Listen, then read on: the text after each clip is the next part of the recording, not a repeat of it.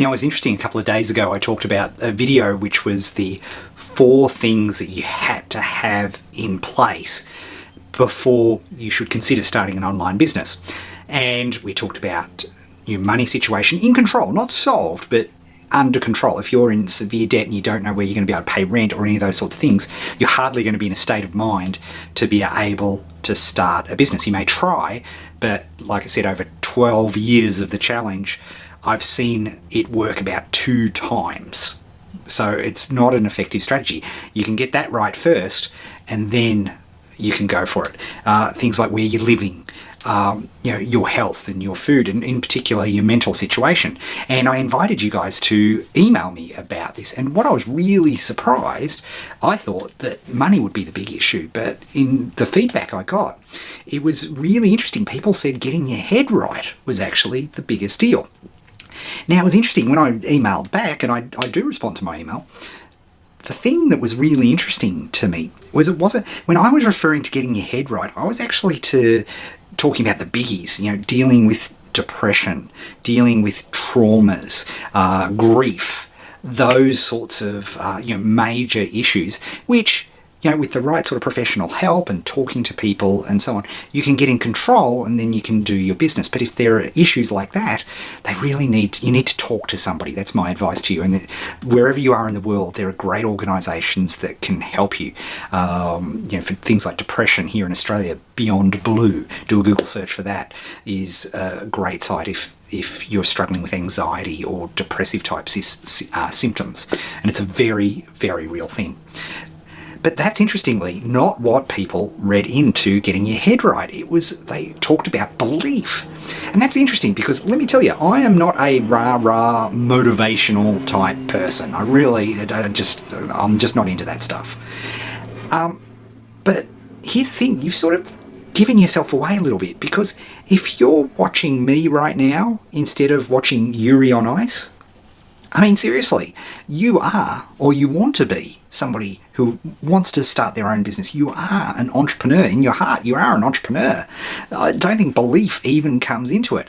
I know some completely antisocial people, classic wallflowers, who run successful online businesses.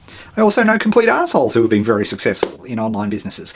But that's the belief, the motivation, your personality is not what dictates whether belief is right or wrong.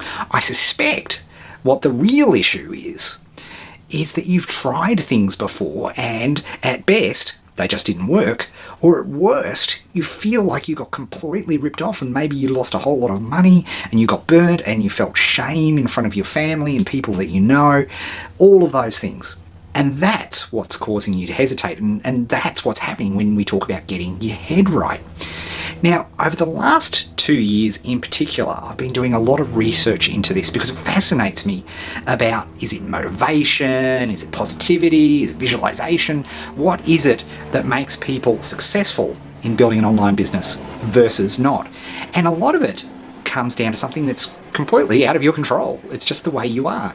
It's your entrepreneurial operating system. What do I mean by that? With a phone, your smartphone, if you've got an Apple iPhone, legends, and you try to run Google's operating system on it, Android, guess what? The phone's not going to work.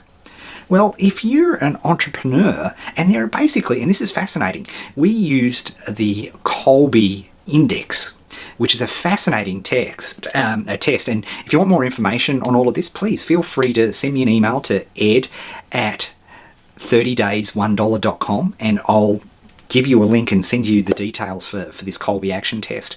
But it turns out of the dozens and dozens and dozens, hundreds actually, of combinations, there were just three combinations that entrepreneurs, people who follow my stuff, who have done the challenge, fold into. But here's the thing, they're completely different people.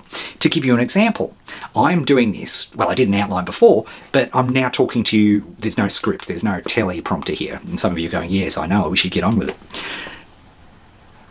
40% of you watching this right now would rather do anything, slam an appendage in the car door, than do what I'm doing right now. It's just not you.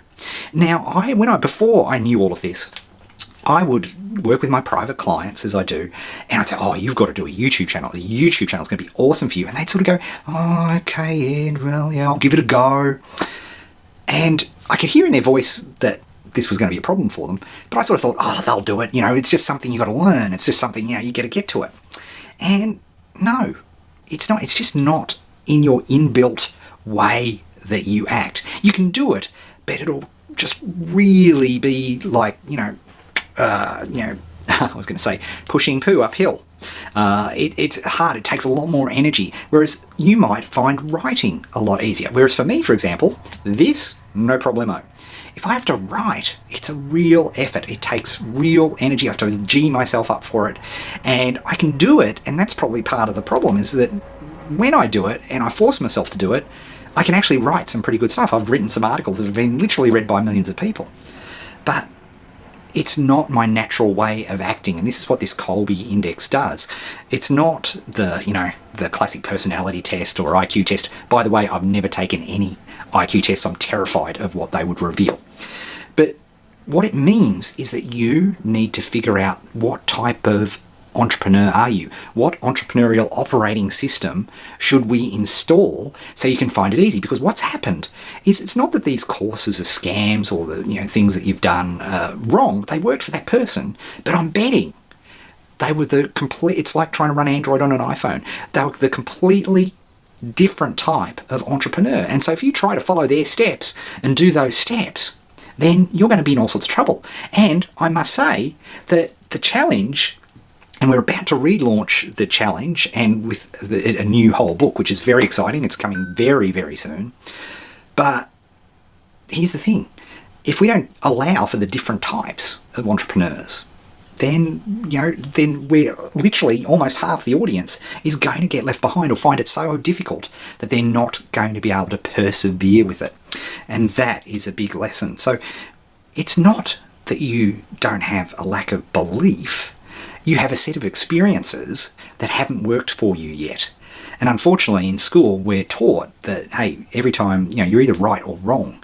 Whereas we know that it's actually a whole bunch of mistakes, experiments, if you will, tests, challenges, that we do that eventually comes to the right spot.